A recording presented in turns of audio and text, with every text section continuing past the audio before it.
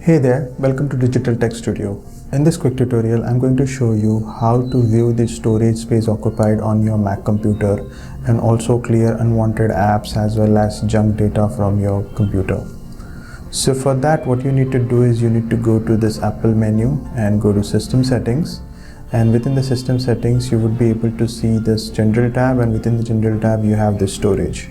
So this storage actually calculate all the storage that is currently being stored and available space. So right now you can see I have almost 244 GB of space available, and rest everything is being used by some of the other files. So you can see there are certain trash which is almost 600 MB. So I can click on this information icon and then click on empty trash, which will delete all the trash data that is being stored in my computer.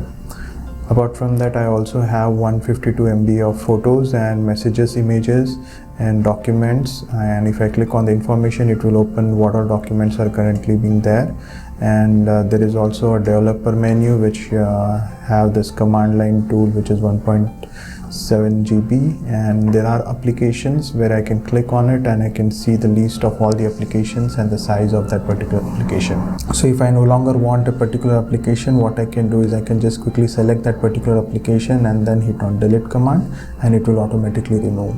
So for example, let me just clear this one. I no longer need Telegram, so I can just go select that and then delete and then confirm, and it will ask me for the password, and once I entered my passcode, it will just delete that particular application from my computer. So this way you can clear the data, and also you can see what all volumes are there here. So I have this Macintosh which is further partitioned into 3 different volumes, which is Studio, Extra and Virtual OS. So these are viewed based on my usage. And there is a Mac OS which is currently occupying 20 GB of data, and the system data which is still calculating. So in this way you can view the storage and also clear the unwanted data from your Mac computer.